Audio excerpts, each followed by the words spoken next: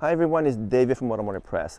As you guys know, buying a new car these days is one of the most important things we have to do because it costs a lot of money and takes a lot of time. But trying to figure out which car to buy is also like trying to figure out a puzzle. It's complicated, it's like a matrix of things to consider, and there are so many factors and criteria to consider that some of us just get confused and you know what, sometimes we just give up. But maybe if I can give you some important guideline, you might be able to make the right decision faster and easier and end up with a car that you're going to be happy with. So as an engineer, let me give you 10 important criteria or factors to consider when buying a new car so that you will be able to make the right decision. Let's go. Welcome back. So how do you decide which new car to buy or maybe even a used car? Well, it takes some patience, takes effort and knowledge and insight to figure out what to do with your next new car or next used car. But I think I can give you some really important guideline that will streamline your process and help you decide the right vehicle for you. In fact, I'm going to give you 10 things to consider. The first rule is what I call the 80-20 rule, which is very simple. Buy a car that you need or you want to use 80% of the time versus trying to buy a car that you might need once in a while. For example, most of the time, maybe you just need an SUV like this one right here. This is my Land Cruiser. And then maybe once in a while, you have your in-laws or some extended family coming to visit you, and you need a minivan because you need a 7-passenger or 8-passenger vehicle. So you decide, I think I should just buy a minivan or a big SUV with the 3 rows because you know what, whatever, once a year, twice a year, I gotta drive some people around. Well, that's the wrong decision because if you really need to get a minivan or big SUV to move some people around once or twice or even 3 times a year, go and rent it. It's way cheaper to do that than to compromise your purchase and buy something that you don't need most of the time. So 80-20 rule, maybe even 90-10 rule, buy a car that you want or you need 80 or 90% of the time. And for the occasional times when you need a minivan or a truck or something to tow, then rent them or borrow from your friend, but don't make a decision based on the small percentage of time that you might need that car for. So that's rule number 1, 80-20 rule, or maybe even 90-10 rule. The second really important factor to keep in mind is what I call the life cycle cost. Now I talk about this in my business classes because corporations and businesses also make the same mistake, and that is don't make a decision based on buying price or the price you're going to pay when you first pick up the item. This applies to whether you're buying a car or anything else you're buying, but instead take into account the entire cost of ownership over the time you're going to keep the car. So let's say you're going to keep the car for 5 years, then figure out or estimate buying cost minus the resale cost, which will give you the actual cost of the ownership over the 5 years or longer. And then take into account things like maintenance, because maybe maintenance will be included as part of the package. Obviously, fuel cost, the insurance cost can be dramatically different from one type of car to the next type of car, especially if you're buying a sports car versus, let's say, a minivan. So take all of these into account and calculate out the life cycle cost. Take the purchase price minus the estimated resale value, then take the difference, divide that by number of years you expect to keep the car, add the annual maintenance, add the manual insurance cost, add the annual fuel cost, again based on your estimated range that you're going to be driving, and then package that up and figure out the actual cost per month. And that way you can do a fair and honest and accurate comparison between a Model A and a Model B or Model C, because sometimes the cost might be a little bit higher than you want to, but the resale value is super high like this one right here in the Land Cruiser, and therefore the actual ownership cost could be lower. Other times you buy a car that's really good price with a promotion, but the resale value is terrible and maybe the fuel and the maintenance cost is high, then the total cost of ownership could be higher than a car that you buy that is more expensive. So again, number 2, life cycle cost, calculate it out. Don't base it on the pure purchase cost. Take into account the entire cost. The third factor to keep in mind is also very important. That's reliability. Now, in some cases, it's hard to predict the long-term reliability, such as this one right here, which is a 2.4 turbo hybrid in the Land Cruiser, because it's new engine, new model, and we don't know yet how good the reliability is over the next 5-10 years until much later on. But assuming you can get some data, maybe from Consumer Report, which isn't too bad, maybe even from J.D. Power, which isn't the best source, but combine data from different sources, go and take a look at some of the forums, which will also give you some idea. Also go and talk to the service shop or mechanics in the service department at the dealership. Sometimes they'll be honest enough to tell you don't buy ABC or CDE because they had some troubles in the past. So try to get a kind of both objective and some subjective data around reliability, and then use that as one of the factors to decide which car you should buy. Obviously, you want to buy a car that's most reliable, and that also means that, generally speaking, don't buy the first year, maybe not even the second year of any new models from any brand. That includes Toyota and Lexus. Even though in the past I said it's pretty safe to buy a Toyota or Lexus model in the first or second year, I just wouldn't do that anymore because of the recent recalls and issues they had. So even for a brand like Toyota, I would just wait 1 or 2 years. Ideally, you buy the facelifted model, which will be usually 4th year or sometimes the 5th year. That's when they fix all the bugs and issues with any brands, with any automakers. So yes, look at the reliability data. If you don't have enough data, then just avoid buying the first couple of years and buy the 3rd or 4th year, or maybe even wait for the facelifted year. That would be the best year to buy in terms of reliability. The 4th reason is being objective versus being subjective. So more to do with the emotional attachment to a car. And this one is a bit hard to explain because most of us have some kind of attachment or some kind of desire or love for a particular car. For example, I've always wanted a Land Cruiser. So it didn't matter that it has a 2.4 turbo hybrid instead of a 6-cylinder engine. It doesn't have a naturally aspirated engine, but I always wanted a Land Cruiser, so I bought one. And as you guys know, I buy and sell many different cars over the years. But what I have learned over the years is that most of the time, when you have some kind of emotional attachment or emotional desire to buy a car, well, some of those things will just wear off after 2 to 3 months, well, maybe 6 months, let's say. It doesn't matter how much you love the car when you first bought it, maybe the design or the interior or the color, you really fell in love with it. If something is not quite right with the car, or if it's something that doesn't quite meet your need, I guarantee in 3 to 6 months time, you're going to get tired of the car, even though you might have fallen in love with it before.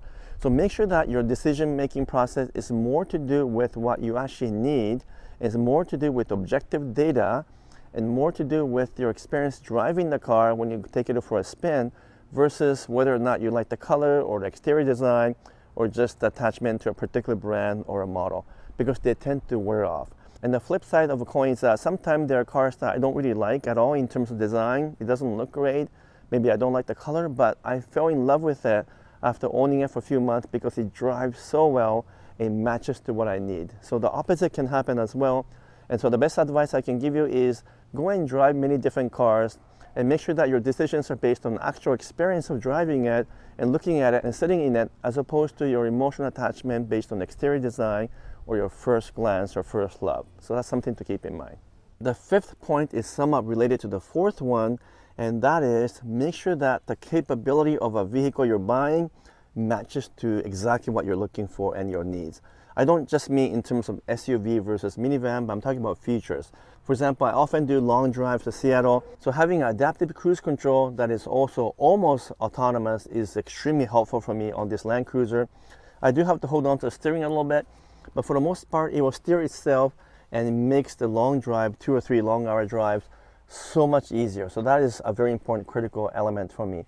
On the other hand, the stereo system on this Land Cruiser isn't all that good, but it doesn't matter to me because I'm not always listening to stereo. I'm usually listening to podcasts or something else. So it's not so critical that I have the best stereo system, but maybe for you, having the best stereo system is critical, but maybe having adaptive cruise control is not. So you gotta figure out and dial in exactly what you need. Now, if you need to tow a boat, for example, you have to make sure that there's enough towing capacity to match whatever you're towing. And if you want to go camping and fishing like I do, then obviously you want something that's more practical for that purpose. So make sure that you write down exactly what you're looking for in terms of features, and don't compromise them, because again, later on you'll regret if you don't have those things. For me, for example, some of the most important thing is to have adaptive cruise control, to have a decent stereo but not great stereo, and I need a space in the back to put things for my fishing and camping. Those are critical things. And I also want fun to drive character. I don't want to drive a vehicle that has a really light steering or poor handling. Those are important, critical things for me. But you might have a different needs and different requirements.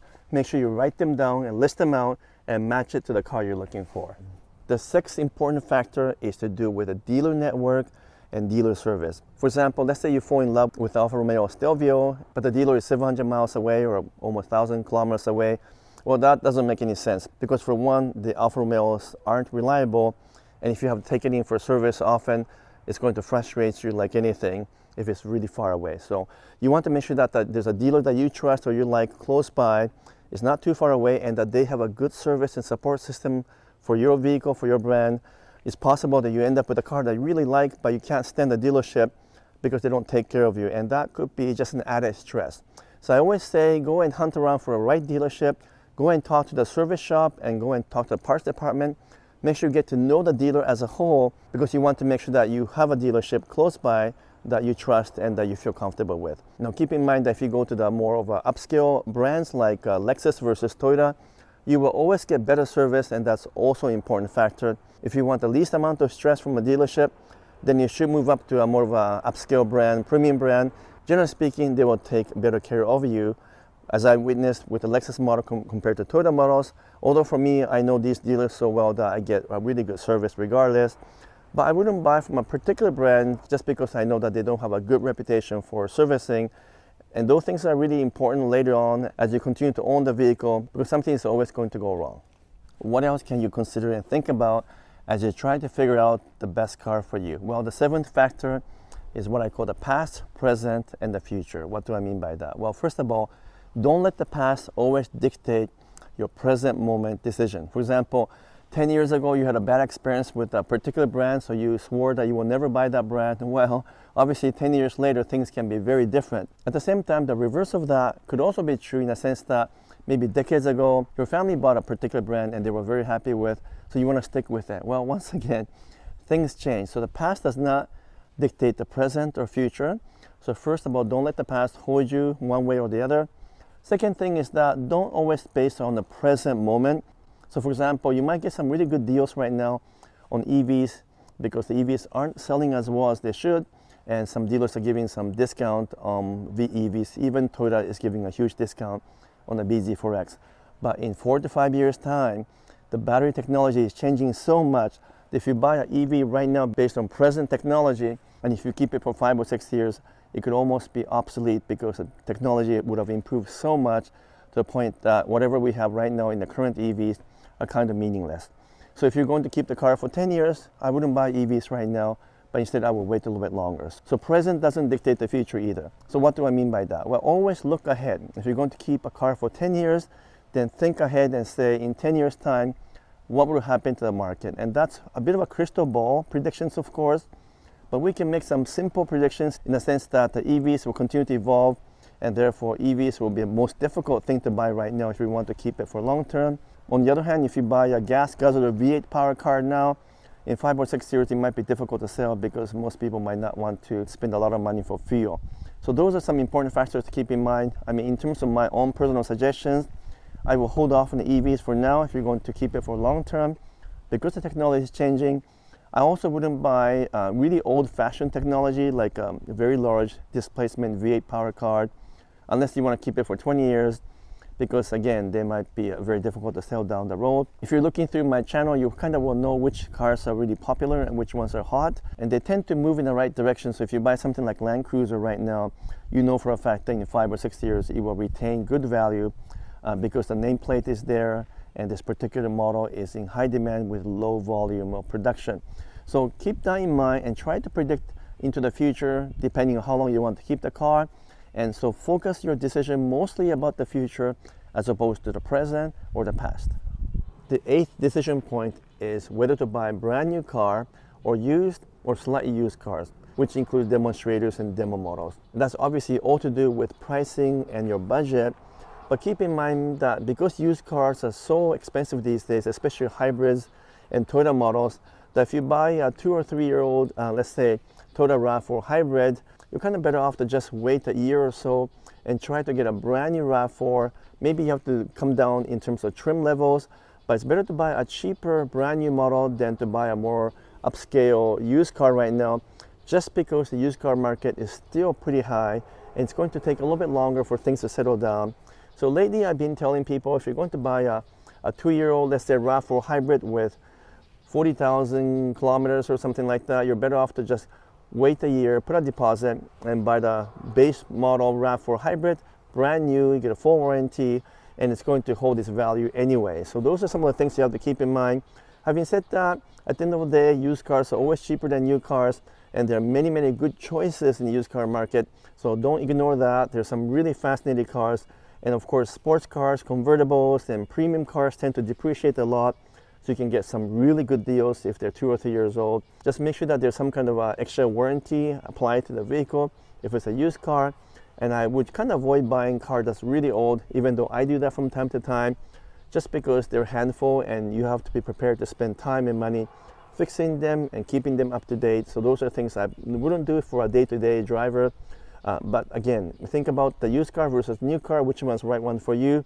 Right now, I'm kind of leaning toward new cars just because the warranty is good and used cars are very expensive. The ninth factor might surprise you, and that is color. Why does color matter? Well, for 2 reasons. One is that it's safety related. If you buy bright colors like white, yellows, orange, well actually any bright colors, then the statistics show that there are as much as 10 to 20% less accidents with cars that have a brighter color. So if you're very safety conscious, then buy a brighter color. But second thing is that it affects the resale value quite a bit more than you think.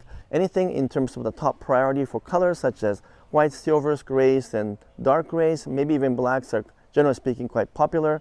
And therefore when you want to sell the car down the road, it's easier to sell with those kind of color. But if you buy, let's say, a bright green or bright yellow or bright orange, or maybe even purple, which you find these days, you're gonna have a heck of a time finding a buyer for them. And even the dealership might not want to accept your car as a trade-in because they know it's gonna be difficult to sell. So unless you're prepared to keep a car for a very long time, avoid strange, odd colors that might only appeal to a small percentage of buyers. Stick with the most popular colors, which in North America, once again, are the whites, silvers, grays, dark grays, and then maybe even black. That's actually quite popular as well. And in a sports car, actually red is acceptable, but even for sports car, yellows, oranges, greens are not very popular, and you're going to have a heck of a time selling those. So keep in mind the colors are subjective, but you have to keep in mind the resale value, and of course some colors are safer than others, so keep that in mind as well. And finally, some colors are easier to take care of than others. So lighter colors like whites and silvers are very easy to hide dirt and also other stuff that gets onto the car, so you don't have to wash those cars as often. But if you buy a black, it shows everything. It also shows all the scratches, so it's a lot more upkeep, and that's something to keep in mind. Also, interesting enough, if you get into an accident, actually some colors are more difficult to match. For example, silvers and grays are really hard to match, and therefore even if you take it to a reputable body shop, you can actually see the unmatched paint because they can never quite match silvers and grays. So those are all the interesting factors to keep in mind. But yes, color does come into play in terms of deciding which car to buy. Think of those things. The 10th and the final things to keep in mind is that I'm still surprised at how many people will buy a car without test driving, or at least doing a proper test drive. Some people just put a deposit and buy a car without ever driving it. Other people take it for a 5-minute drive and they think they know the car. And those are some of the things that you should not compromise, because once again, until you drive it for, let's say, at least half an hour, you just don't know whether the car is right for you. And if you're comparing 3 or 4 different cars, don't drive one car on one day and then drive the other car second day or third day. Again, you just won't be able to remember. Your body won't be able to remember exactly how the car felt. So do all the test drives in the same day, back to back. Drive the RAV4, then the CR-V, then the Nissan Rogue, and then you'll know exactly which one is the right one for you. And ask for at least half an hour of test drive time from a salesperson. Tell them that it's a lot of money for you, it's a huge investment, and you want to make sure that you have the right car in hand. So drive it for a long time, do a back-to-back, and also drive it from different environment, like drive it on a sunny day, and maybe go and test drive again on a rainy day, or maybe even a snowy day, so they can figure out whether you like the car under many different circumstances as opposed to one condition. If you're able to, let's say, rent that car from a rental car or from something like a Turtle, then yeah, go and rent it out. That's even better. Or maybe your friends have one, see if you can borrow it and drive it for a couple of hours or a day. That would be the best. If you're looking at some of the more upscale models, then sometimes the dealership will let you take it overnight, and that would be the best thing to do because you'll know for sure if you like it. And sometimes you don't notice a few things like, oh, I can't squeeze into my garage because it turned out to be much bigger than I thought. So those are some of the things to keep in mind. Don't compromise the test drive. Make sure you drive it long enough. Make sure you drive different models back to back, And if you can, take it for an overnight or for a couple of hours of drive, and that will really, really help you to decide. So I hope this video was helpful. I gave you 10 things to consider in terms of buying a new model or maybe even a used one. And if you take these things into account one by one from 1 to 10, you will likely make a good decision, and there will be less chance of having a buyer remorse because you would have gone through all the important factors and criteria that will get you the car that's right for you.